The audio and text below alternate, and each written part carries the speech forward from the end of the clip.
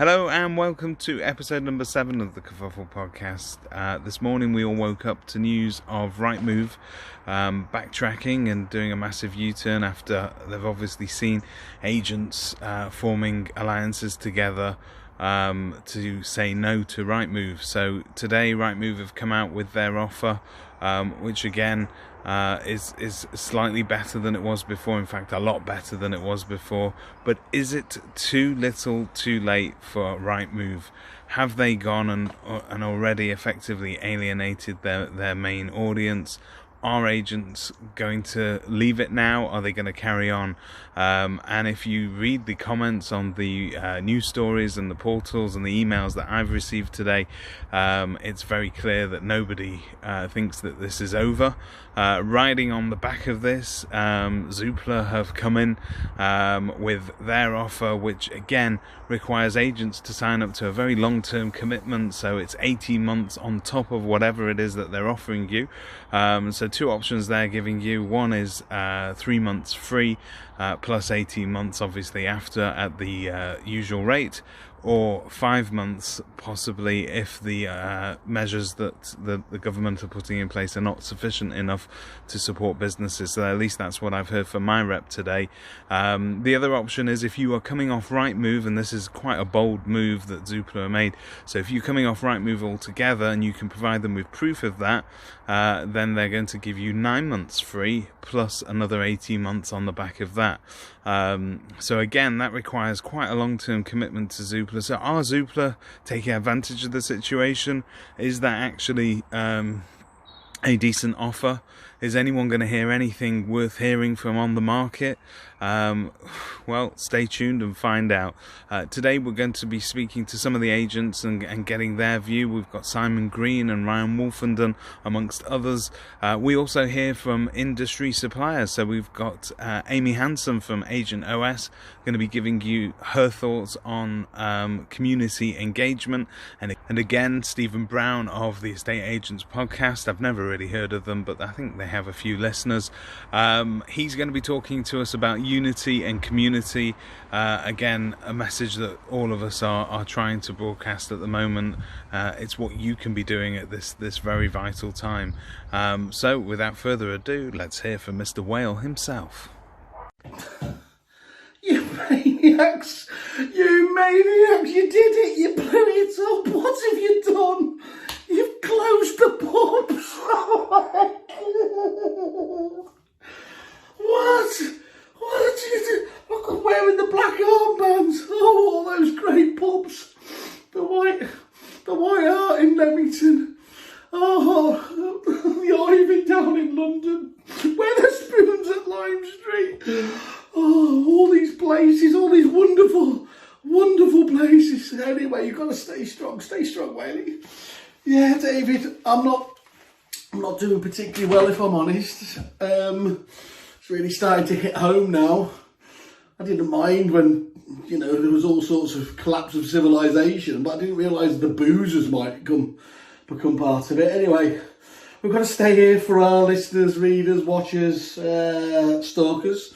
Wow, well, let's say there's actually a lot happening today, obviously, didn't it? Rightmove came back and many saying too little too late. But they came back with their 75% offer for, I think, 4 months, wasn't it? And that seems to have assuaged a lot of people. It's got to be said. I think it sounds pretty fair myself, but I'm not obviously in the same hot seat as many people, and had the resentment that's built up obviously over a number of years. I think it's still looking like there's a lot of people who are going to go through with it, keep their notices there. I certainly know of one, I think it's about 150 office network that are keeping their notice in for the moment. So it's going to be very interesting to see how that proceeds. Big shout out to Carl Tatler and Will Smith. Look, I know you guys, you rang me up this morning, Carl, and said thanks for getting it over the line.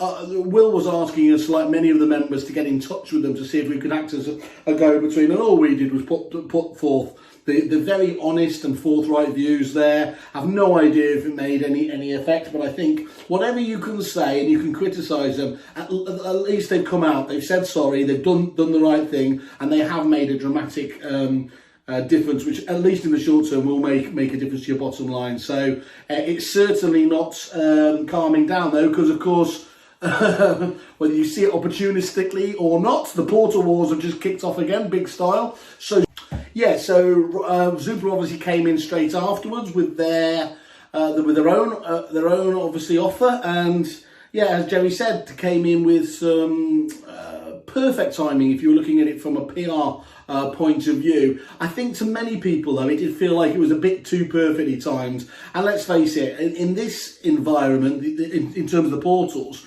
Rightmove's the only one that, you know, that it can only lose. They've got pretty much all the subscribers. It's a downside. It's an opportunity cost when they give up these fees. Now, that's not strictly true for obviously Zoopla, who obviously after OTM did have quite a big effect on them, shedding those 3,000 to 4,000 offices or whatever else. There are a number of agents that they can be winning back. So there is the potential for there to be upside. And I don't think many agents particularly like the idea that there might be somebody actually doing well or making a play because of this opportunity caused by obviously a very serious issue with the coronavirus. So again, a lot of people split on that, but each is going to develop over the coming days. We'll obviously stay in touch with that. Now, I would say one thing that's fairly amazing in all this is it does just display, again, the power of collective bargaining, whether it was our members coming together and putting a voice. I know there's been a number of disparate groups that were having these conversations, whether they start on Facebook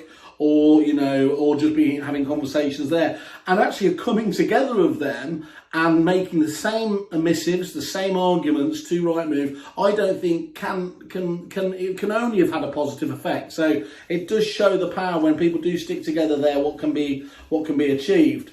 And to follow the theme of the collective bargaining, some rather leftist approach there as well. Obviously, the Chancellor came out this afternoon with a fantastic offer, absolutely spectacular, and you know, is rightly getting plaudits. All I would say is you do need to treat it with a little bit of hypocrisy, because if this had been Corbyn coming out of this, he would have been pilloried. You know, where's this money coming? The magic money trees and everything else there. So still no one's talking about where all this is coming from. And I know we've just got to get through this, but I keep saying at some point the economic arguments are going to start taking precedence over the health. Because if people start losing their jobs, there's a very real threat that we're going to get more people losing their lives down to you know, suicide and just deprivation and everything else. So it's a really serious point that I think people are going to need to come to terms with over the coming months.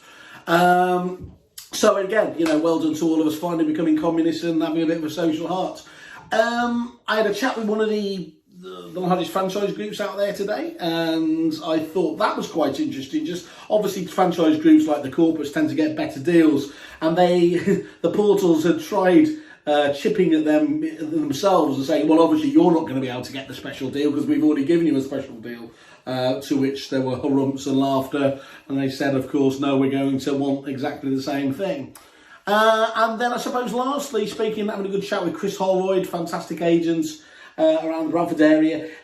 He was talking about how he himself had not enjoyed it, but he's spoken to more agents than he's ever spoken there. And I said, now do you understand how suppliers in the general public feel? But I think it's really important. You've got to speak to many people so that you understand that you're not in the same boat. So whether that's, you know, with all the many groups that are out there, whether that's Stephen Brown's, Peter Knight's Academy groups, this is when you really get your plaudits from those. This is how you get your worth. You know you're not in the same boat. Everyone's experiencing similar things or has been through this before, and you don't have to make the same mistakes that those guys have already been through. David, I wish you well, of course, as ever. You seem to be doing very lovely out of this. So I'll pass it over to you and let's listen to a few more people. Cheers. Thank you, Whaley. Thanks for that. And now we're going to go and talk to Simon Ward, a friend of ours from Mr. Green Estate Agents, and again they've taken that brave move of coming off Rightmove, and he's going to sort of voice his opinion on exactly what he thinks of this whole Rightmove debacle. I think now really it's probably a time for considering whether we need portals at all or whether there's other options out there. Rightmove buckling on their offer, I think, says a lot about their position and how agents feel about them. I don't think that's going to change. So what do? Just stick with Rightmove, wait for them to put their fees up again at the end of the year by 11%, 15% or whatever it is they want to claw back. For me, I don't think they're really a long-term partner that I want to work with. So I'm not sure Zoopla's offer is really any good either. I hate the small print. I'm just fed up with all the nonsense, really. We as estate agents have to provide nice, clear, good service, and we don't have any providers that want to do the same. So see what happens. Great to hear from Simon, an agent with lots of ideas. If you ever need any inspiration, Simon's always at the end of a phone line. He's been very helpful to us in the past. Right, Ryan Woolfenden is a neighbour of Simon's, very close by, near to Bournemouth, and he's going to give us his views on Rightmove and what he thinks they should be doing next. If they'd have made that offer straight away, I think you'd see a completely different reaction. I think the fact that they've done it as a second one as the second offer, after they've clearly seen the group being set up and having over 600 members now, and everyone kicking off, and seemingly agents being a bit more galvanised and a bit more cooperative about it. I think they're actually shitting bricks. Be interesting to see how it unfolds. I know some people that have still given notice that have said, nah, fuck them, that's it, I've had enough, and it was the straw that broke the camel back. So interesting times. I'm just seeing what happens really, and see if I've got the balls to follow suit to some of my friends that have given notice. Bye. Thank you, Ryan. And lastly, we're going to speak to Kristian from Andrew Clark. And again, look out for his Stockholm analogy, because that made me and Whaley giggle. Do you know what, Whaley? I couldn't resist answering this one. What's the right thing for Rightmove to do right now? Is there a right thing? Genuinely, we live inside of Stockholm syndrome with them. And there is no right thing. It's what it is. If there's a Rexit, which is a really great term, I love it, so be it, fair enough. If there isn't, really? There's no way the hostage taker can come back after the kidnap and sit and share a meal. Doesn't work like that. Well, that's enough about suppliers for today. The jury is still very much out about Rightmove and Zoopla. And the message to suppliers isn't necessarily that we're going to club together and say no every time. We're not averse to paying something that is fair. But what we are after is transparency. And you cannot treat us in the way that you have continued to over the years. And again, I think a lot of suppliers are now taking heed, and they're going to tread more carefully in the future.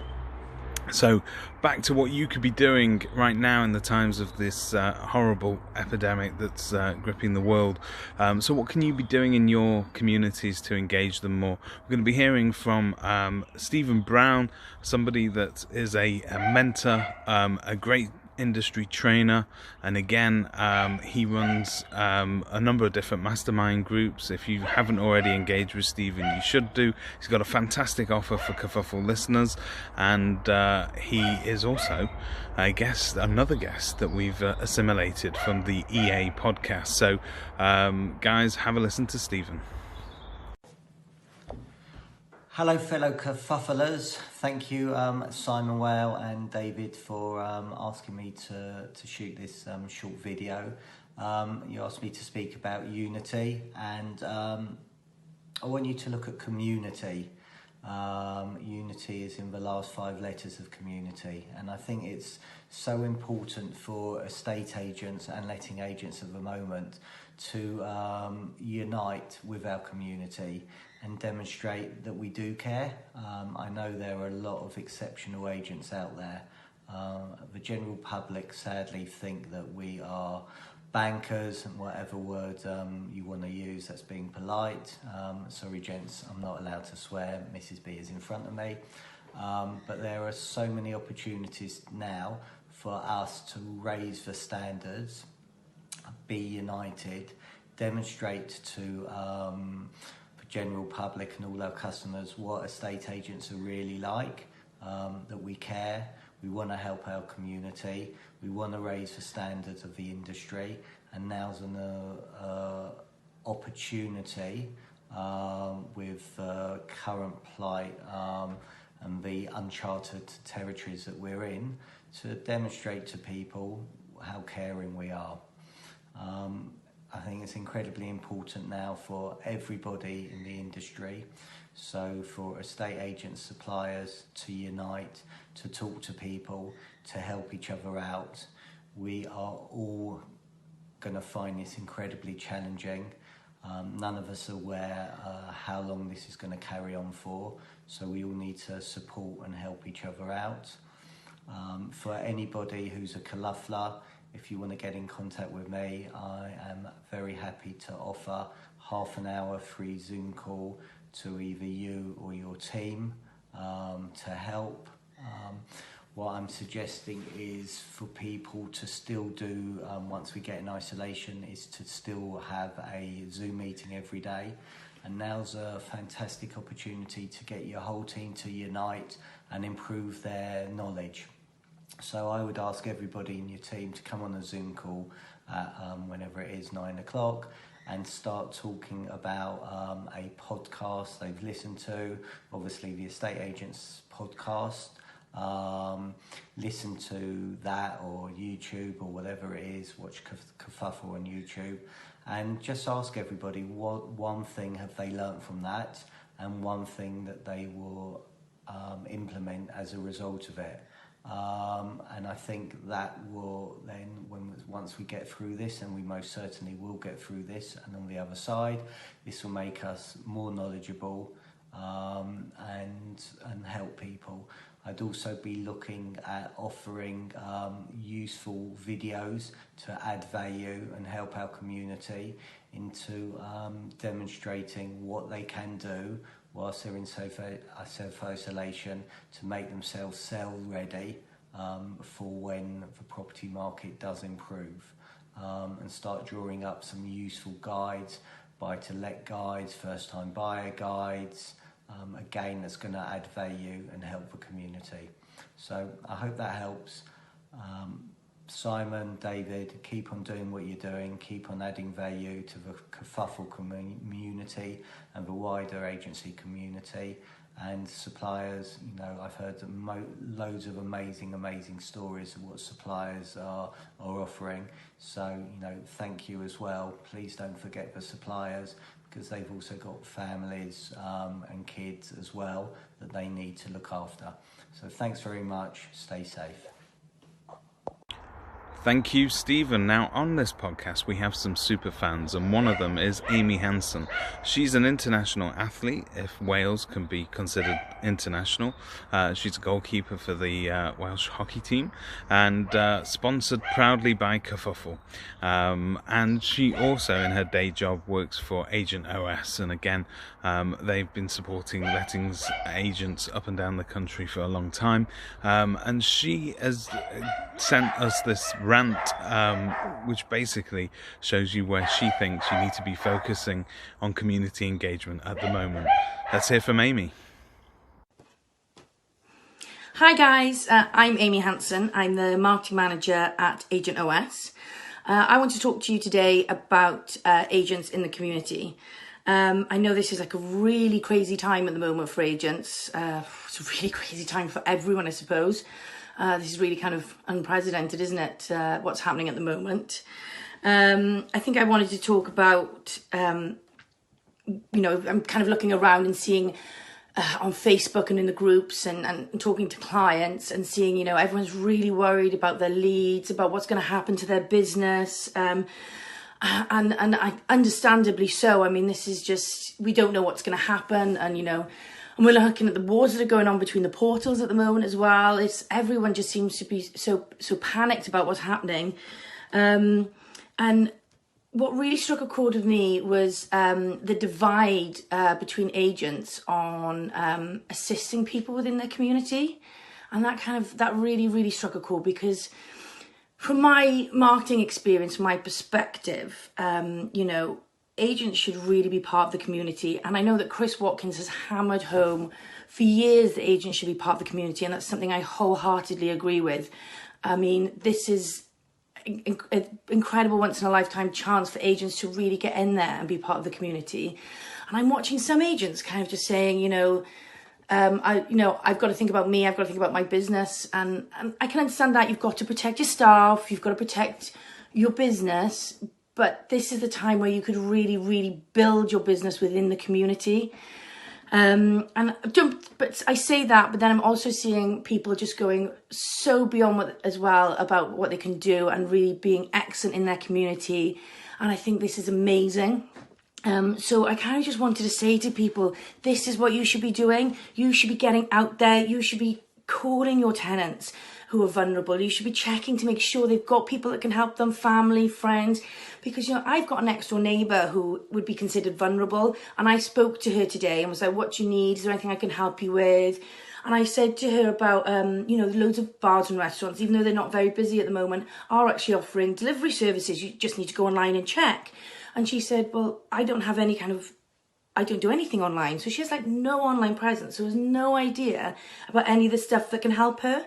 So so what I did was I printed off a sheet of different bars and pubs and stuff that were offering to deliver food. So she could just give them a call. And it's just really simple things like that I think agents could really do for their vulnerable tenants. And it really doesn't take much. But that kind of thing that you do within the community would absolutely blow your tenants' minds and would blow the community minds, because that's what people talk about. And you can't buy that kind of marketing. You can't buy that stuff, you know, that heart and soul that an agent gives. And, you know, no SEOing, no Facebook marketing, no Google adverts, nothing is going to buy that heart and soul that an agent gives. And that's when you start to see an agent as a human. Because let's be honest, as an industry, we really don't have a good name. And it doesn't matter how much you trust us up when we do charity work, we still have a bad name. So if you go out there now and help your elderly or vulnerable tenants, that's what's going to give you a better name. And when this goes, and it will go, this will pass eventually, and it will be hard. But if you can keep doing this kind of stuff, when you come out the other end, your community will then support you. You will be the one that they come to because you've become part of their community and you've helped them. So I think you should really think about doing this kind of stuff. It will really help you. Sorry, a little bit of a rant, but I can't for the life of me understand why people aren't doing it. Anyway, I'm out. Thank you, Amy. That's all we've got time for this week. We've covered Rightmove, we've covered suppliers, we've covered unity and community. This week, most of the themes that you've seen coming out of our podcast are centered around supporting community at these vital times and things that you can be doing to stay positive and to send out decent, positive messages and to support your community. We genuinely believe that the agents that are going to make it through this and the suppliers that are going to make it through this are the ones that are able to empathise, sympathise and support. So continue to be awesome, continue to think positively and continue to be safe, and we'll catch up with you next week. Have a great weekend, people.